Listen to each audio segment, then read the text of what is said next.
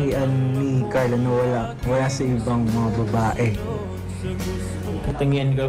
Oo, katangian niya, yung uniqueness niya. Kilala ko ang karamihan ko. At, Hindi, syempre, siguro sa Manmapol lang. Ano siya eh. Siguro pag nag-ano siya, gawin siyang manamit. Parang hindi pa siya yung ano eh. Yung iba kasi sobrang magpa-sexy yung damit. Parang revealing. Kita yung mga skin, mga pero siya kasi hindi. Parang ano din siya. Conservative Siya manamit. Conservative. Tapos, wow. ano pa ba? Very nice. Diba? Oo, tansin ko rin. Tapos, siguro ano, hindi din siya masyado yung loud na, ano ba?